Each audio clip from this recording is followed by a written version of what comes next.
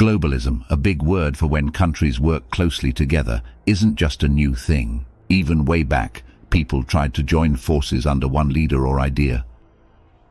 There's a story in the Bible about this called the Tower of Babel. Picture this: a long time ago, folks decided to build a huge tower to reach the sky.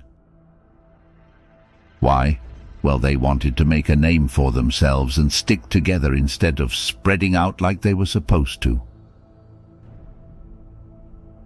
Now, this tower project wasn't just any old thing. It was a big act of rebellion against what God wanted. You see, God told people to spread out and fill the earth, not clump together in one place. But they didn't listen. They went ahead with their tower plan, led by a guy named Nimrod, who wasn't so keen on following God's rules. Long story short, God didn't let them get away with it. He mixed up their language so they couldn't understand each other and scattered them all over the place. Nimrod's name, by the way, means rebel, which kind of sums up his attitude.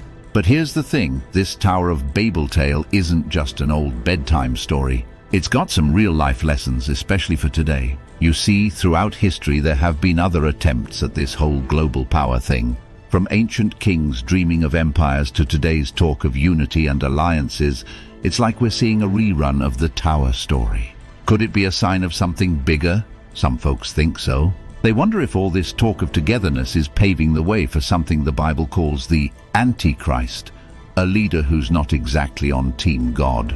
But hey, here's the good news: even if things seem kind of shaky, God's still in charge. So while it's interesting to think about what's going on in the world, we don't need to freak out. After all, God's got a plan, and his plan always works out in the end.